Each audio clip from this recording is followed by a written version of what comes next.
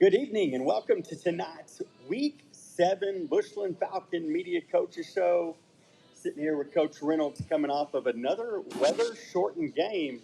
Have you had a year where you've had two weather-shortened games before? I don't believe so. I can't think of any off the top of my head. There's been, I think there's been years where there's been 6, 8, 10 years where we didn't have any, and we've had two this year. So, and most of them have been, it seems like most of them have been since I've been here in Bushland. So, definitely not what you want. You know, you want to be able to play those games and get those in and really have the chance to get all the guys in that need to get in and need to get some playing time, and that's been the most frustrating thing about it. I hate to use the term empty the bench, but maybe the better is just getting reps for some of those young guys. It felt like we were just getting to that point when the lightning kind of struck. We were, I know, we had started getting some guys in on defense already. Offensively, we're going to let some of those guys in the offensive line, some of those younger guys, and those backups get a lot more time than they're used to. And we had that lined up, ready to go. Then that horn went off, and I thought we were going to be okay. During the whole first half, you kept looking back to the northwest and the west, and I just kept seeing lightning. And then we got to halftime, and you look at the radar, and it was a ways out. And I thought we were going to be able to get the game in, and we got that third quarter done, and all of a sudden it was getting close, and that horn went off. So, like I said, pretty frustrating. As far as just you want those guys, you want all those guys. All of our kids work so hard. You want everybody at some point to get the opportunity to go in and play, and it's definitely frustrating.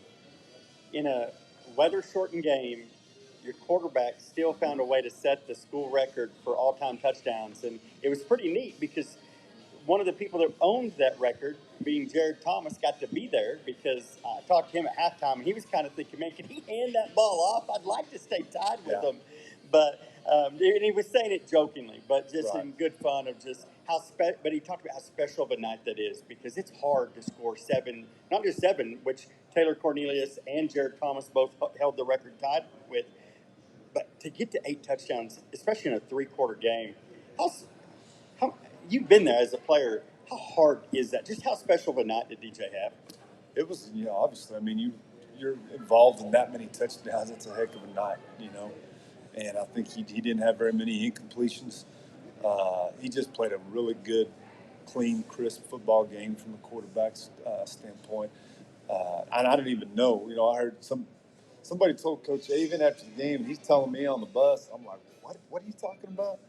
And I remember that when Jared tied, Taylor, and obviously remember when Taylor did his as well. I think his was, I feel like maybe Muleshoe one year. I can't remember, but I remember both of them vaguely. And then this one here, and I knew Dawson was having a great game, but I don't think it really hits you that 8 touchdowns involved in that many, and then it's like, wow, I guess you start counting them up, and he threw 4 to Tanner and Kane. I guess so, and I had to make sure. I remember the Jared tying it. That I also thought, how is Colton Moore not involved in that too? As many touchdowns as he. And I feel like I went back and looked. I have those stats from his year, and he had 6 multiple times, which is crazy too. He had 6 multiple times, and but anyways, yeah, just like you said, just a great performance, great individual performance. Obviously, it takes other guys to make it happen. Absolutely. It takes great receiver play, great lineman play, in both the run game and the pass game. So just a really cool night to be a part of. And I think this won't shock you at all about your quarterback, but when I text DJ and said, hey, we'd love to have you on, local legend player of the game, and he said, can I bring my O-line with me because they deserve the credit. Yeah. He goes, they did it all that night. Yeah. And and we're going to get them just so. And I talked to you a little bit ago. That's one of the things we're going to do in that bye week, that open week. I want to get those trench guys. One, because we interviewed them last year, and they're funny. Like, they're a whole different mindset. But you almost have to be to play that O-line, don't you? Yeah, I think those linemen won't come. They just want that number 3 up there, that 3 meets and 2 sides up there. But yeah, it's cool that Dawson will want those guys to come be a part of it. He knows. He knows those are the guys that don't get the credit, man. And they're doing the hardest jobs. The physical combat every single play. We talked about that today in practice. That those guys. I mean, we know they have the hardest job out there. You know, they have to. They can't go out there like a receiver sometimes does and kind of fake a screen on a run play and act like you're blocking somebody or whatever. Okay, they're in it. They're in it physically every single play. Yeah, there's no running your guy off out of the play as Yeah. a no lineman. So now, how this one obviously was called quick. Was was that a decision just because both teams had so far to go that it was like, hey, let's get out of here while most of us are healthy? It was a combination of, you know, kind of what the score was at that point. We played 3 full quarters. Both sides were pretty healthy. You know, they had the one kid that went down early, but he ended up being okay. And then the fact that we're traveling 3 hours, they're traveling 4, and both of us have district next week. So, and then you looked at the radar, and it looked like it was just back building, coming in. It looked like it was going to be a while before we were going to have a chance to get back out there. Of course, you know, we hit the road, call it off, hit the road, and get past Lubbock, and I looked back at the radar again, and it's all fell cleared apart, out. Yeah. which is about typical. But you know, at that point, we wanted to give it a little bit and look at it, and it didn't look like it was going to clear up, so we just decided to pull the trigger on it. And let's touch on that because we've had a couple people message us this week about the Riverside player. Obviously, you never want to see that in a game, but you did say he's good. Yeah, he was back at halftime when we went back at. Oh wow! When we went into the locker rooms, he came out. He walked in with his parents. They did take him as a precautionary measure, I think. You know, anything, you know, with the head and neck stuff, depending on, I think they felt like the severity of it. Safe thing to do is just take him in and get it checked out, just so they knew and felt better about it. And like I said, I mean, without speaking too much on it, you know, just he was back when we walked in with his dad around halftime. That's so awesome. It's good. I talked to the coach Saturday, and he said he was doing good. So hopefully that, you know, he'll heal up, and our prayers are with him. And that's always a scary situation. You know, when those kind of things happen, you know, obviously it was our second offensive play of the game, I believe. It was the first. Or it was first. That's right. It was. Yeah. That we just swung it out to Cade, Yep. and they collide over the other sideline. And there is an extended break. How hard is that to kind of because obviously even when it's not your own teammate, football is a band of brothers anyway. Like Right. there's just it's two groups of warriors on the field, kind of with that mindset of nobody wants to see somebody hurt. What is that like for the players coming back? Was there any talk of it, or was it just straight back to business?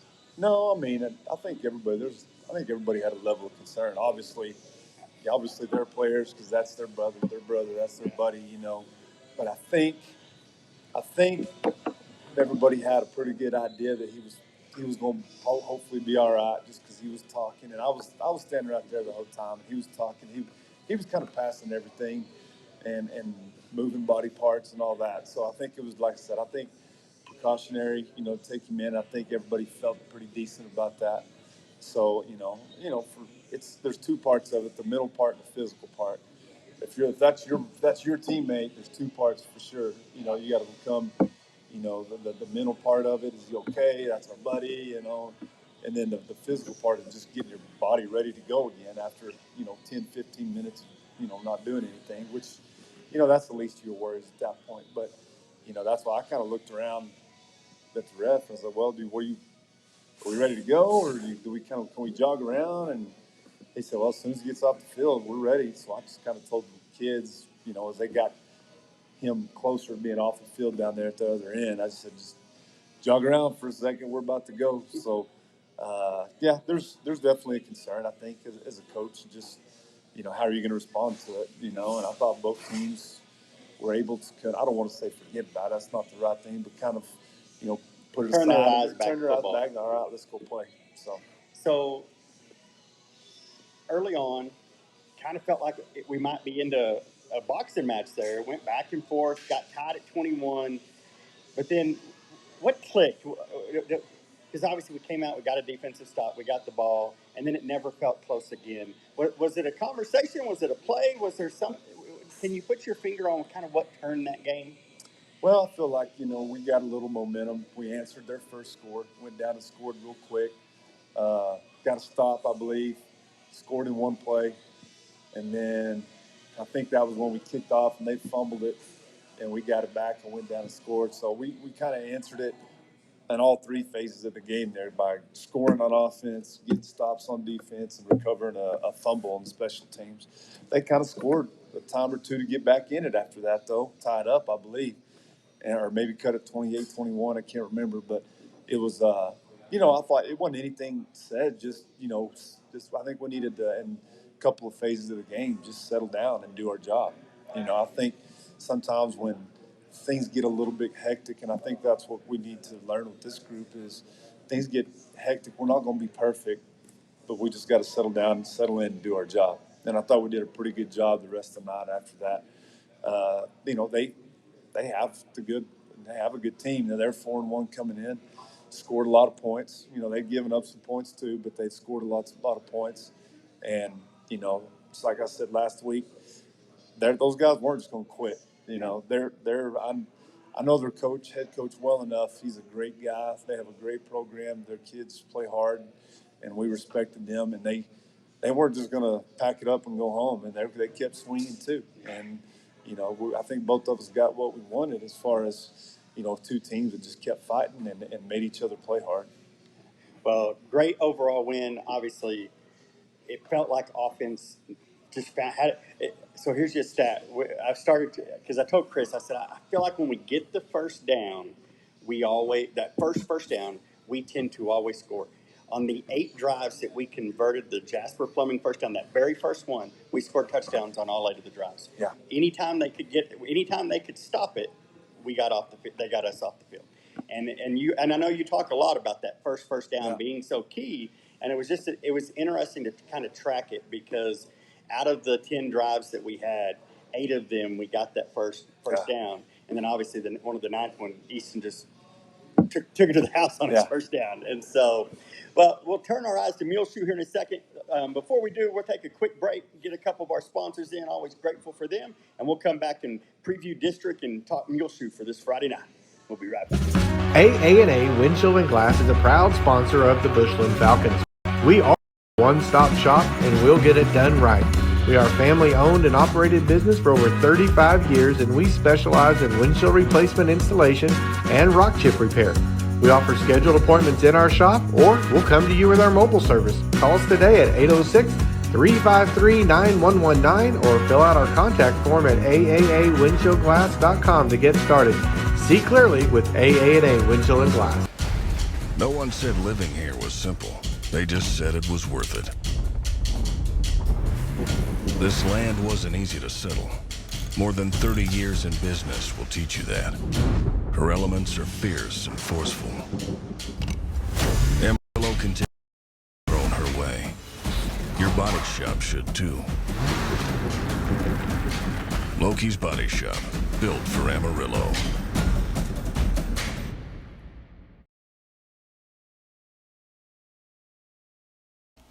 Danny Richburg of Edward Jones is a proud sponsor of the Bushland Falcons, our school, and our community. As a financial advisor, he wants to know what is important to you. Not everyone has the same goals, aspirations, and plans for the future, and that's okay. Whether you're focusing on retirement, a loved one's education, your lasting legacy, or a trip around the world, he would like to help.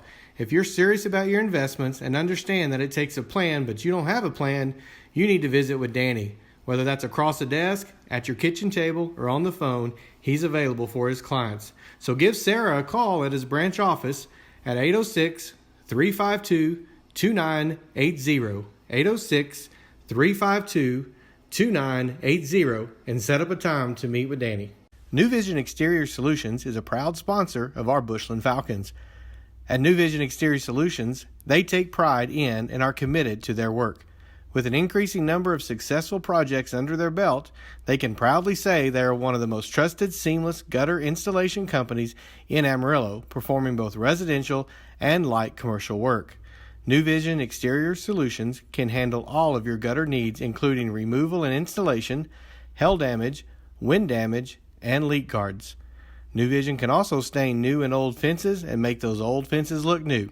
So give Brock Hall a call at 806-517-0533 and let New Vision Exterior Solutions provide a free estimate. Back, and here with Coach Reynolds at Mitch's Barbecue. Come on down, get some Texas barbecue. They have a new thing going now that they just rolled out, and I don't know if it's been around, but I did see the marketing for it tonight. Man, if you can't make it to Muleshoe on Friday night, come down here and get you a Mitch's Party Pack. They can feed 12 people in this Mitch's box for about $13 a person. And I don't know that you can feed anybody for $13 a person good barbecue, but they have these perfect Mitch's Party Packs. But I'm always grateful for our friends over here that host us. But Coach Reynolds, now that we've turned your past week 6, you turn your eyes towards district. Obviously, you're opening up with what some may say is going to maybe your toughest district game. I can't remember a time that we've gone to or played Muleshoe, period, where they were higher ranked than us. And not that rankings matter, but just a testament to the season that Muleshoe's having, because they come in 6-0. Dave Campbell's has moved them into their top 10. What do you see in Muleshoe that obviously maybe looks a little different than years past? Well, they're playing with confidence. Like I said, they're 6-0. They believe they're playing with confidence. You can just tell about, it starts, with their quarterback play. Their quarterback's playing really well. They have 2 good running backs that they roll in and out. They have a kid, H-back, that, he's like a big, strong offensive lineman that's athletic, that they slide out, in the flats, and they put him in routes and everything. They're just, playing well right now and scoring a lot of points. They're winning, and they're winning convincingly. It's not like they're 6-0 and they've won, 5 score contests. They've won convincingly in all their games, and they're feeling it, and we have a lot of respect for those guys, and Coach Richards, and he's done a good job, and I know he'd get those guys to this level. So we're looking forward to a great atmosphere, and we're looking forward to a great game. Yeah, Muleshoe's averaging over 40 points a game, which I don't remember a time that I remember their offense humming like it is now. And they're not just speed. Sometimes we look at us and we like to be outside. Right. They love to pound it up the middle, run between the tackles. Siena's maybe. Yeah. Daniel Siena's. He reminds me of Easton Fuentes. Man, when they get moving downhill, they are hard to bring down. What are some of your key points maybe for the Falcons heading into there? Now that you've seen 6 weeks of where we're at, what are some key points that you're looking for heading into district that you want to say, hey, we're here. Like, we've talked about it for going on 7 weeks. Let's go out and execute those. Yeah. Well, I think one thing is you don't ever want to beat yourself. What I mean by that, that's, some of the things that we need to work on. Pre-snap penalties, both sides of the ball. Kicking game, we had multiple. We have some offsides issues. We have some false start issues. We had some offsides issues in the kicking game. Couple in the kicking game that, one of them could have cost us possession. We had a great onside kick there by Ty Purcell, and should have recovered it. But even if we did, we didn't line up correctly. So just those little things like that we can control. Those are little things that if we're attention to detail, we can control those things, So don't beat yourself. We feel like we're good enough, we're athletic enough that if we eliminate those types of mistakes, you're going to have you play 100 snaps or more in a ball game, there's going to be mistakes made. But if you can eliminate those type of mistakes, the pre-snap penalties, maybe just not lining up right, or maybe not, we had. So it's just kind of a weird game the other night in some aspects. We had several times with just communication. We didn't either run the right route or run the right play. It was just those little things like that. You got to get rid of those. And we feel like if we get rid of those things, our kids play extremely hard. I don't think there's a group out there. I haven't seen a group out there that we've played or on film, anybody that plays harder than we do. And that's both sides of the ball. I have coaches come and tell us all the time, just brag on our kids on how hard they play on both sides of the ball, and they want to know how we do it. And I said, well, it's because we have great kids, and they'll play for each other, and they play for their program. And if we'll continue to play hard and clean up those other mistakes, those mental mistakes, those, like I said, the pre-snap penalties, things like that, ultimately we'll roll it out there and go see what happens, and I'll like our chances if we can do those things. So, just you don't want to give the other team anything. I guess Absolutely. what I'm getting at. You got to make them earn everything, whether that's staying on sides or not jumping, or maybe that's lining up right, or just, all right, they got a 5, they threw a 5-yard completion. Let's make the tackle right there at 5 yards instead of missing a couple of tackles, then it turns into a big play. It's all those things like that. Make the other team beat you is what we want to do. I had a guy ask me this past week. He said, the one thing I always notice about Bushland is they never quit. And I said, there's a testament to it because Coach Reynolds preaches, if you can get him down, you can live to fight another down. And I would love to go back and almost track it, since we tracked the first downs, I almost love to go back how many times. I don't know that we've given up a touchdown when we've made a tackle inside that 15 and in when we've tracked it down from behind. Because there was even a big play with Riverside where we make a tackle far down the field that you think once it breaks, they're like, oh, they're going to get this. Mm-hmm. And I think Tag Thrash is actually the one that tracked him down this time. But just living to play that extra down ended up and they're coming back. They went for it on 4th down. They turned it over to us. And those kind of plays, man, you're right. These guys not only do they go hard, but, man, they don't quit on anything. No, that's all based off effort. If you care and you're going 100% all the time, you're going to make some plays like that helps your team. And like you said, there was the other night there was one. There were several times I remember we even going back to our first scrimmage this year against Canyon, and I think we had some. I want to say it may have been. It was Jay Cameron. They busted a long play. It's a scrimmage, He's way away from the play, but because he cares and he plays hard, he runs the guy down. They pop a long one. He runs the guy down and tackles him about the 8-yard line, and then we end up keeping him out. They don't score. That's the difference I see sometimes is when I know our kids are going to play hard and give it all they got every time. Sometimes you turn on other films of other teams, and you're not seeing that all the time. Ball goes away from them. They're going to take it off and jog. So that's why I love our kids so much because it means a lot to them. And they're going to play hard all the time. And with effort sometimes comes what I would call a very questionable targeting penalty on Ty. I've had a couple people reach out. Is there any rollover from that, or is Ty going to be good to go on Friday night? New change of rule, this year is that it will not carry over until this week's game. Oh, that's awesome. So any targeting stuff, you get ejected.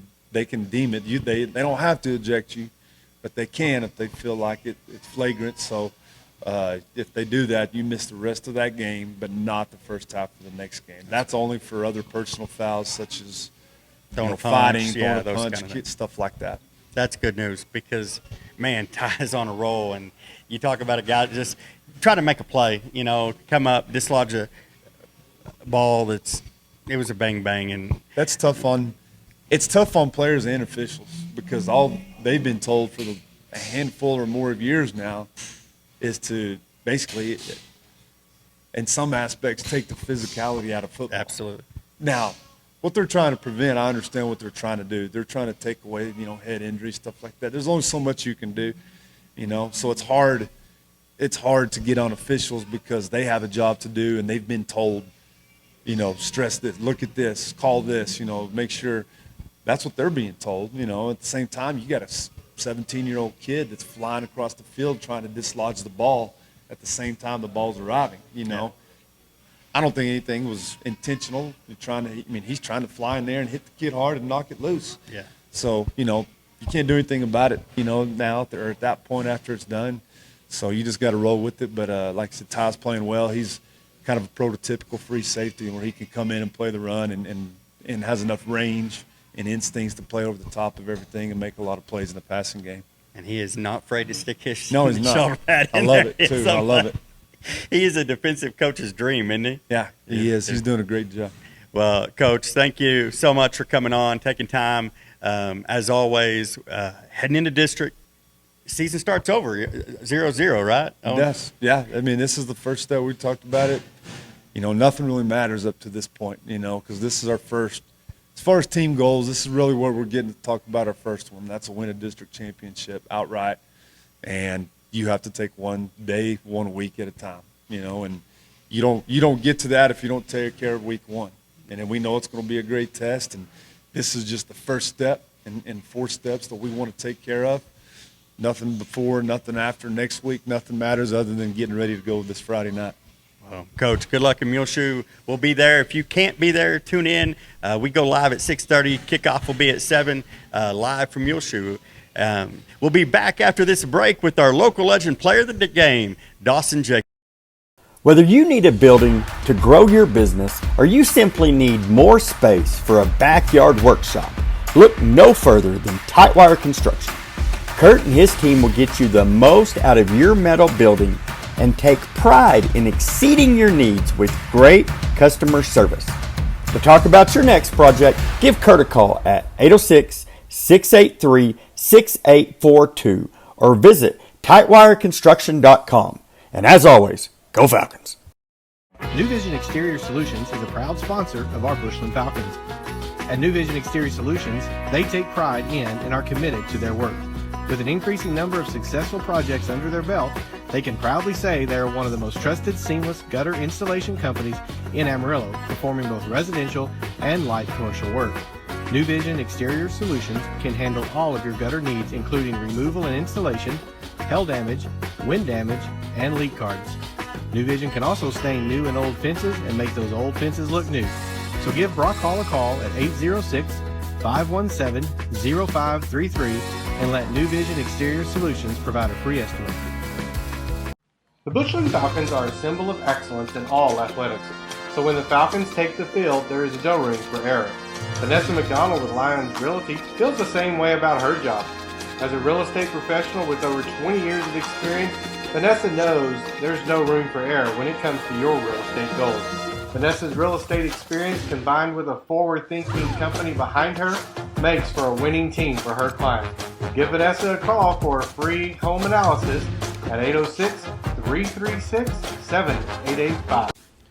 Hope Choice is a faith-based, pro-life organization that assists women facing an unplanned pregnancy by providing free pregnancy tests, sonograms, educational classes, and baby supplies. Hope Choice is also helping young people and parents by taking a stand against society's influences that are threatening today's families. By offering free mentoring programs to young people ages 8 to 18, retreats, and character building presentations for students in the schools, Hope Choice is changing culture one heart at a time. Learn more about the mentoring programs, events, how to volunteer, or become a financial partner by visiting hopechoice.com. That's hopechoice.com. The Bushland Falcons are a symbol of excellence in all athletics. So when the Falcons take the football field, there is no room for error. Vanessa McDonald with Lions Realty feels the same way about her job.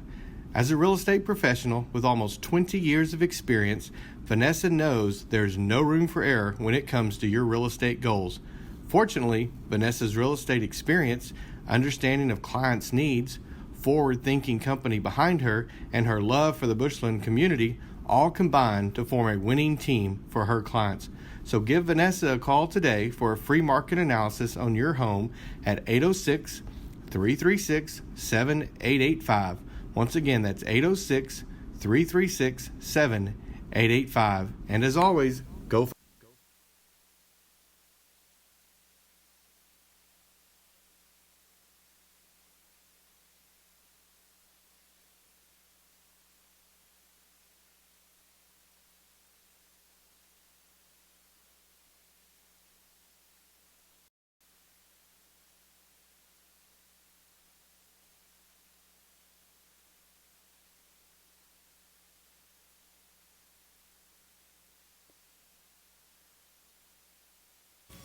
Oh my goodness, we were muted. So let me bring us back again. I'm muted because we were talking about fantasy football during the break, and I thought, I don't need everybody hearing us talk about fantasy football, and then I forgot to unmute. So just to kind of circle back, we're sitting here with Dawson Jaco, our local legend player of the game, our first ever two-time local legend player of the game. But really, one of the big things coming out of this past weekend is also the new school record holder for single game touchdowns with 8 touchdowns in a third quarter shortened game. But you've been a Falcon your whole life. Like you bleed black and gold. You know the names that were on that list, Jared Sure. Thomas and Taylor Cornelius. What does it mean to you to get to be part of that now? It means so much. I can't say I grew up as much watching Taylor because I was one of those kids that was always making their own games underneath the bleachers playing football. But yeah, I knew who Taylor was. I watched him all the way through playing at OSU, and then now he's playing professionally. And then of course Jared was my brother's quarterback, so I was at every one of those games watching. I was on the sidelines actually, and so last year he told me before the season if I ever got close to breaking it, he'd come down on the field and break my kneecaps. But it's so great because I know Jared personally. He's of course one of my brother's quarterback, so he's a good buddy of mine. I've known him nearly my whole life, and it's great to just be up with names like that. Jared may or may not at halftime been trying to get the lightning horn sounded sooner because you were tied with him at halftime. And here's what's cool is Jerry actually got to be there. Jared's on the coaching staff down in Morton with Coach Malden's brother. And so they had that last week was their bye week. So being that we were down in their neck of the woods, he made the drive over. And Jared worked for us his senior year, so we know Jared real well. So I went down just to see him and just to see how excited he was. Now, jokingly, he was ready to try to – he's like, can he not just hand off to somebody else? He has to run them all in himself. But just to get to be part of that and to write your name, because now you'll be one of those names that's mentioned forever is so cool. But I think one of the things that speaks volumes, and I'm just going to throw it out there, is that when I asked you to come on, the first thing you sent me back was, can I bring my offensive line? Because I can't do this without them. Right. Talk to me, and I told you, let's hold off on that because we're going to do it just like we did last year with the offensive line. We have something planned for this year because they're a fun group, and you can't just get like a 10-minute conversation with them because it takes a special kind of guy. That's why I was mentioning Coach Ron. It takes a special kind of person to, one, do that, but to also to love it. Yeah. And a lot of times people think, in between the whistles, there's some meanness that comes on, but you have a really special group. And we get to see from the stands Charlie and Ty and Holt and Jake between the whistles. And but you get to see them off, and they're part of your everyday life. What is that relationship like for you? Oh, there's some of my best friends, and they're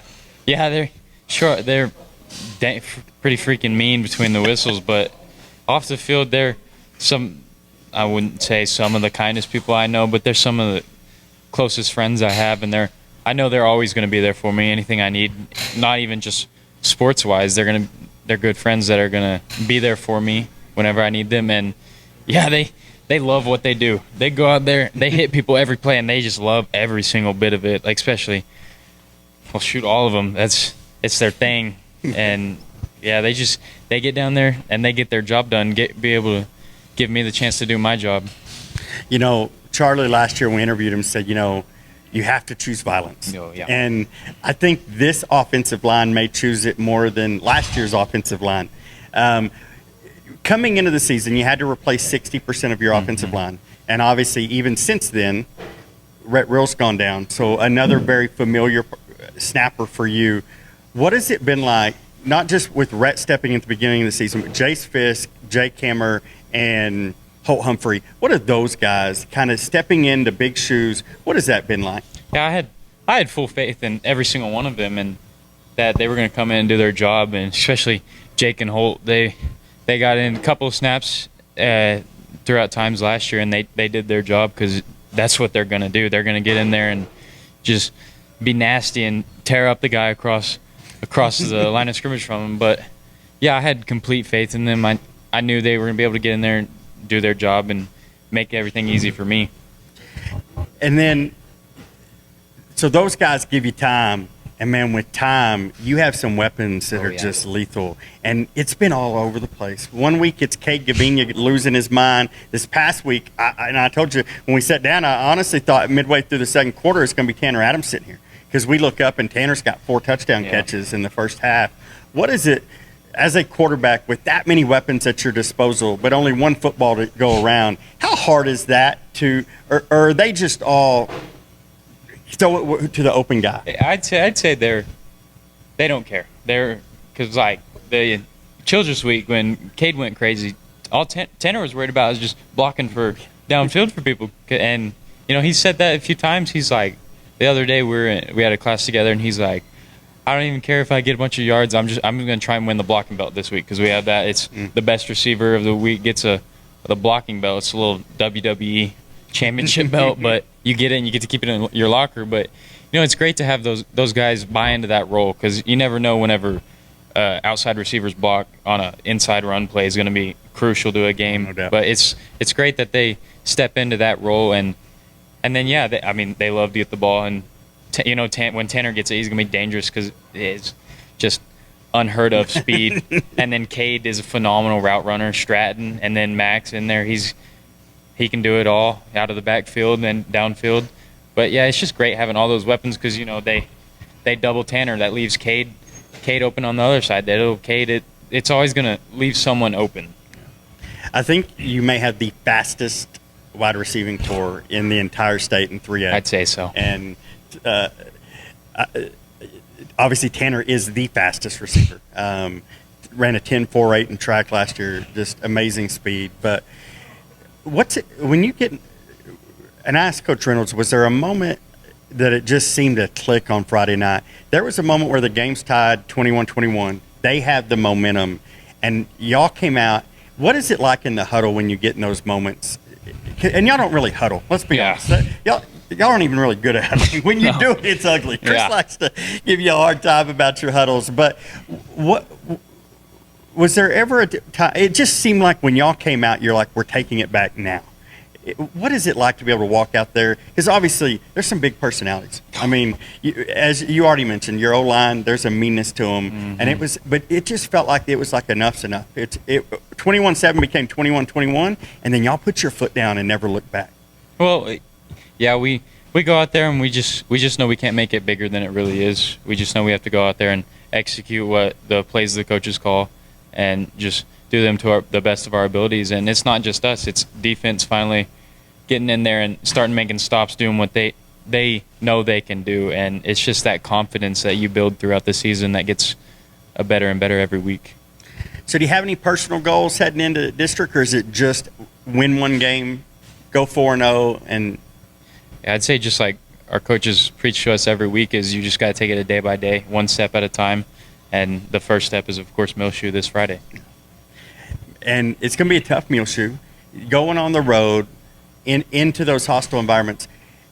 And Muleshoe's going to have a great crowd. They always do. One thing about our district is even in the down years, Muleshoe could pack it. And I can only imagine, we talked about Dave Campbell's moved them up to number 10. That's an excited community. How much you've got to play in some big atmospheres this game. West Plains, we've never had that many people. Homecoming, people packed everywhere. What is, having already gone in and dealt with some of those, how big is that preparation-wise, that coaches built those games into the schedule, that Muleshoe's just going to be another game now because you've already been there? Yeah, I think that's a testament to our coaches and how they prepare us for every situation before, because, well, this is where the season really matters, and they just prepare us for this. So we just know we have to go in and treat it just like another game, and we go in there and execute, do our job, and give ourselves a really good chance to win a football game. Well, DJ, thanks for coming back on. Once again, our local legend, player of the game, the new school record holder, 8 total touchdowns, single game touchdowns. Do you know what the single season total touchdown record is? I have no idea. I don't know any of these records. The only reason I found out about this record is because Jared said he tied me at halftime. And so otherwise I just wouldn't be. And I think that's another testament just to the fact that I don't know that anybody keeps record of the individual, because it's always been team. And I think I texted you that today when I asked you to come on, is I know it's not about that, but it's still pretty cool. And to have your name forever be mentioned with guys like Taylor and Jared, that's got to be, it's going to be cool. Oh yeah, it's something special to me. So we'll head to break, get a few of our sponsors in here, and then we'll be back with Chris here in just a few moments.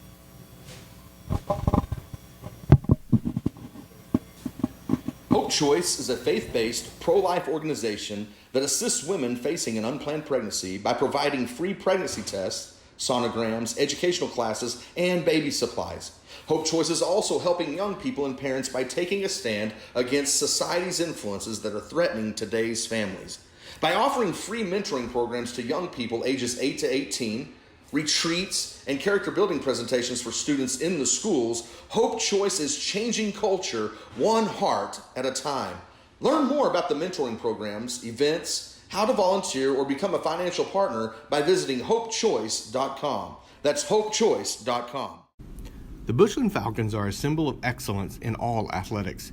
So when the Falcons take the football field, there is no room for error.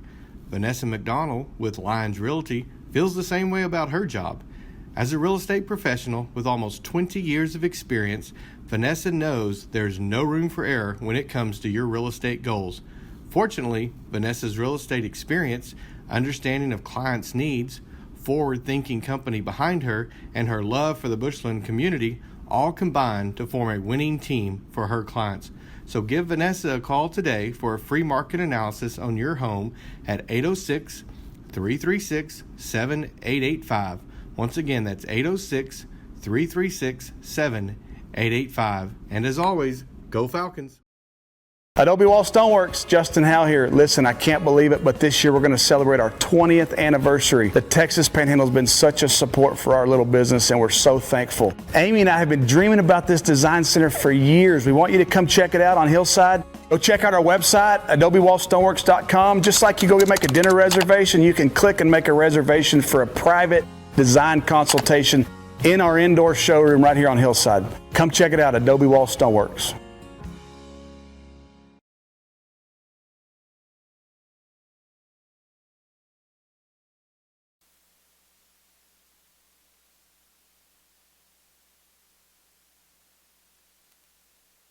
No, I don't know. As we head into district?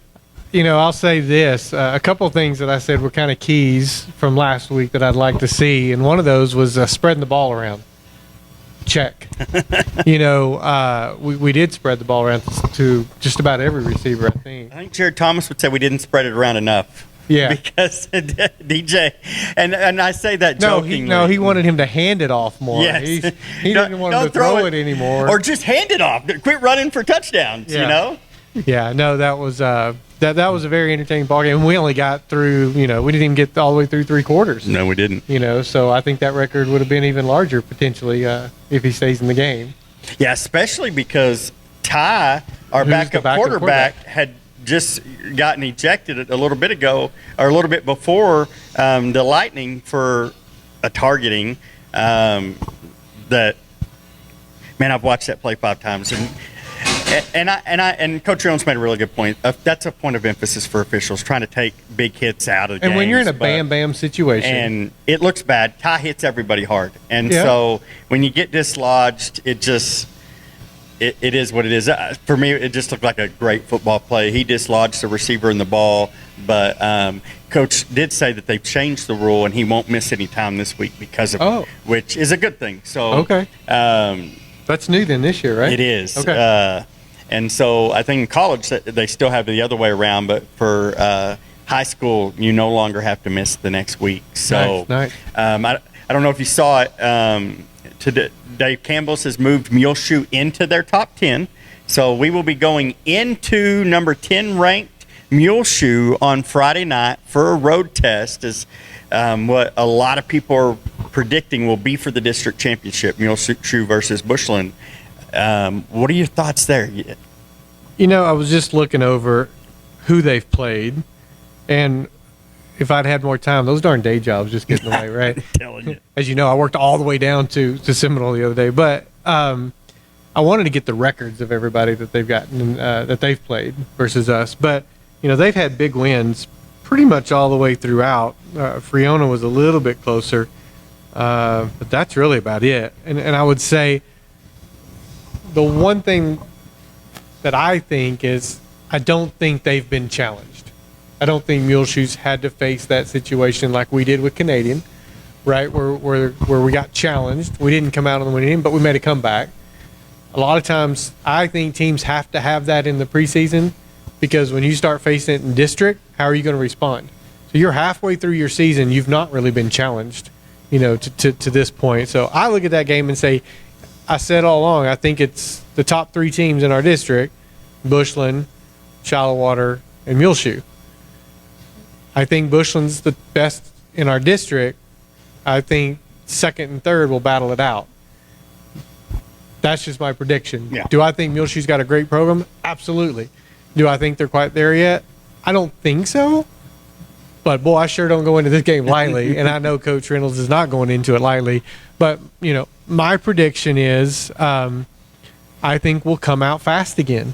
I think it'll be a lot like El Paso Riverside where we'll jump in quick. And then we'll get to see how's Muleshoe going to respond. But my prediction is we'll jump out fast and get up quickly. We did that this last week. That was one of the other things I said I wanted to see us do.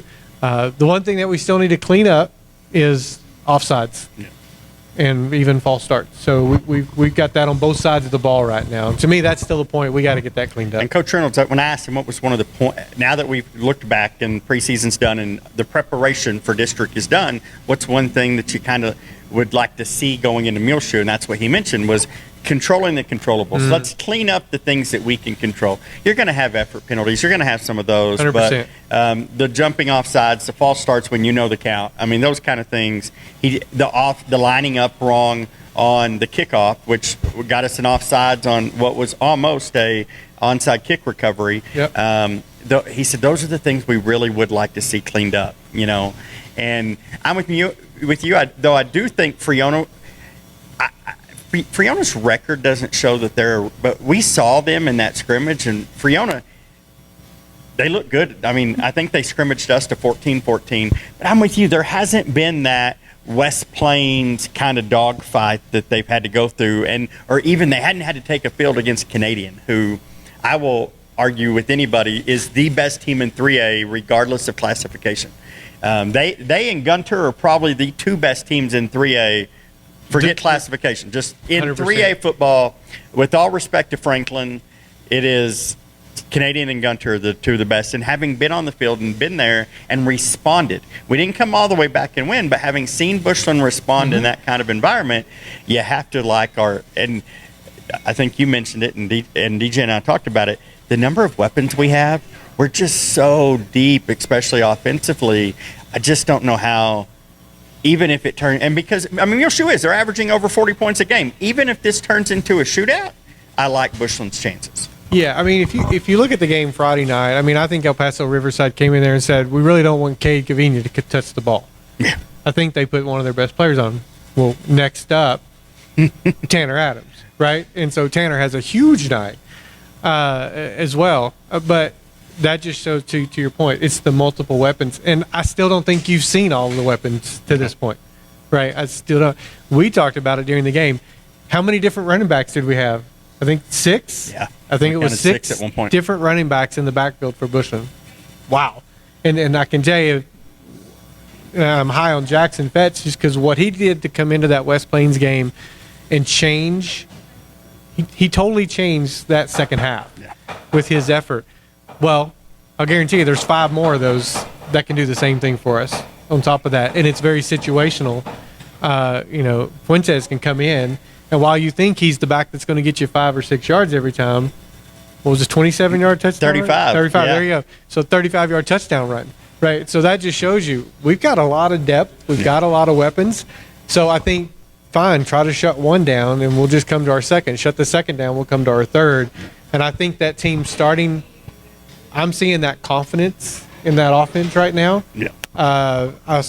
The defense, again, showed some holes here and there, but, man, did they not step up, after the 21 points. They said, that's it. We're done, right? No more. And then I think they did a great job. There's one more scored late in the third. But I don't know. I see the confidence of this team, and I think that's another thing I said last week. I wanted to see their confidence start to build. I think they took that game with confidence Friday night.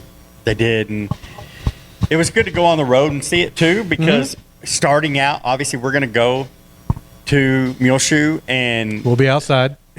We will be outside in a metal. Isn't it metal? I think it's just a metal building like that. Well, you got the downstairs, and then you got the upstairs. So the coaches normally sit down.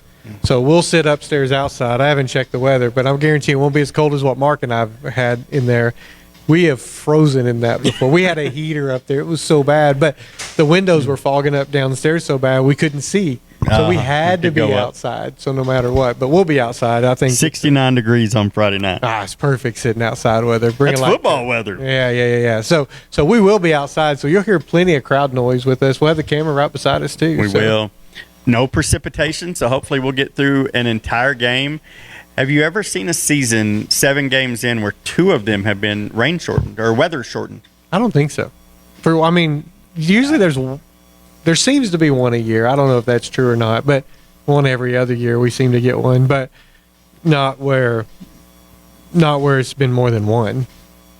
And most of the time you're able to get back to them. We'll have some rain delays, but and then and then there's some games where, like Canadian, the year that they rolled in with their, I think it was 31 game winning streak, that they were not going to let it get cut short by the weather. And so when the first rain blew in and the lightning came, that we were winning. And so I don't think they took the field till it was 10:15, 10:30. It was after 10 o'clock. And then lightning struck again, and so there had to be another 30-minute break, but Bushland's still winning. And so by the end, I think clock struck midnight before that game ended that night, if I remember right. It did. It was pretty close. With all 18 fans in the stands, I think there were more than that, but not very many. I think it was moms and dads that were about the only ones We had left. more people watching that broadcast. No doubt. And so I was listening. It wasn't even streaming because I remember listening to it.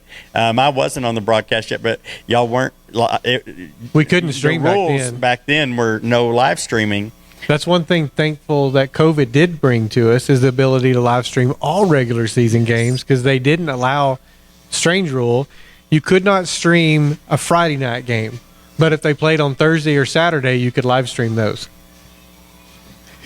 It's just the way the TV contract was written when they had sold the rights away. And so funny. Always interesting how some of those things come around and reveal themselves. But so here we go, heading into district. I know you've been, and obviously I'm the homer, so I'm always going to say Bushland's going to win. I even thought we were going to win district after Shallow Water last year, or I wasn't going to pick against us. But let me ask you this.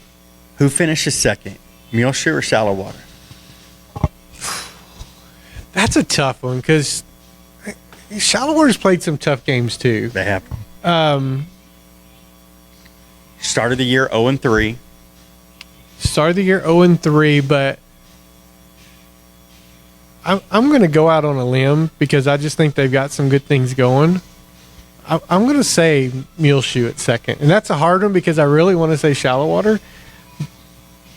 But something tells me Richards has got something going over there, and I think he'll take second. But I don't know. I'll say 51%. I'm going to go even further and tell you that I believe that what Coach Reed is doing up in Dalhart, they're 5-1 as well, and they're rolling. And with Kyler Reed at quarterback, there's something special.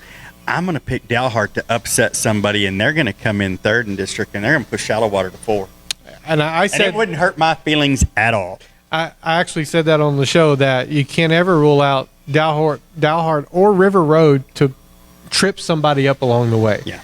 And I agree. I think Dalhart's got something. We said that last year about the quarterback, right? Because he was last year. Play some football. What we saw last year was receivers that weren't catching his balls. I mean, oh my gosh. I think that game's closer than what it would have been had he had somebody catch the ball, because he was dropping dimes. Well, and this year he has a young man named Hunter Trussler, who's a sophomore, who they use him at running back, they use him at wide receiver. He's that kid, or that young man, that player who is electrifying. And so it's kind of like how Deion Sanders uses Travis Hunter all over the field. They use Hunter Trussler all over the place. And so now it's not just Kyler keeping the ball. You have to legitimately respect the other weapons, and Dalhart's not going to be an easy out either. And so it's an interesting district. It's good, because typically our district's been a little bit on the easier side, and then we realigned a little bit, brought Shallow Water in, and obviously that brought some competition in, because they're always going to be tough. Shallow Water's going to play it tough no matter what.